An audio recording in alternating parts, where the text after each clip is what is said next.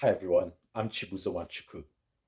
Four staff members of an elementary school in Indiana and a contract worker were charged in connection to forcing a kid to eat his own vomit. The kid, whose name was not disclosed, happens to be a special needs student. The incident happened in February, but was reported to the Brownsburg police shortly after officials of the school noticed the incident on camera. The officials were then looking for something not related to the incident. Now, two of the five people charged, Sarah Seymour and Deborah Kniep, were charged with misdemeanor failure to report and also felony neglect of a dependent. The other three, Julie Taylor, Kristen Mitchell, and Megan King, who is the only one that is a contract worker of the five and works for Kids Count Therapy, were charged just with misdemeanor failure to report, according to the Brownsburg police on Facebook. Before I continue, I'll roll the clips.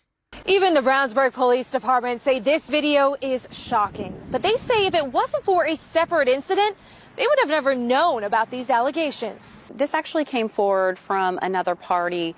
There was an internal process that was going on within the school corporation about a completely independent issue.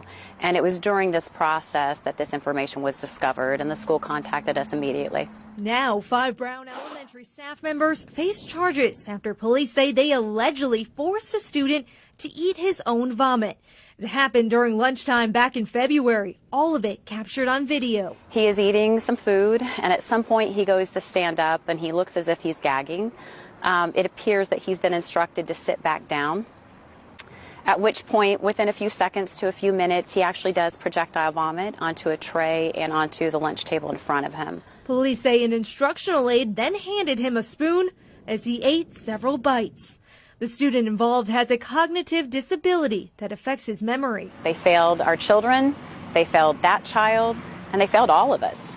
And the school corporation tells me they are moving forward with terminating 2 of those staff members. The others remain on administrative leave. In Brownsburg, Lauren Kostick, 13 News. Seymour and Kniep are the ones responsible for forcing that kid to eat his vomit, whereas the other 3 watched. If you are not part of the solution, then you are part of the problem. Those other 3, they failed to report. That makes them part of the problem.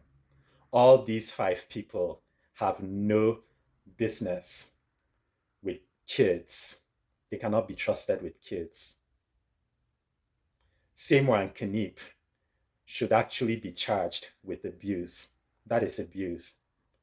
They forced the poor kid to eat his vomit instead of having a nurse or some other healthcare professional attend to him. I am not saying the school is bad. Yes, the school did the right thing. However, it needs to improve. It seems to be a weak school. Something needs to be done to make sure that this thing does not happen anymore. Something needs to be done to prevent abuse or neglect. Maybe the school needs someone to watch the cameras all the time. Maybe there needs to be like someone to supervise teachers and other officials in school.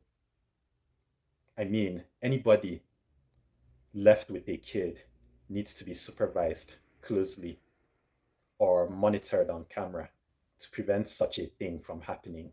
These 5 people should not be allowed to work with kids or even to have kids. They need to be locked up. If they do time and any other inmate has access to them, oh no, that will not be good. To be really ugly. However, I don't understand why people don't think about it. A lot of people don't think about the consequences of things that they plan to do. After they do such things, they experience the consequences and regret it. They wish they never did such things.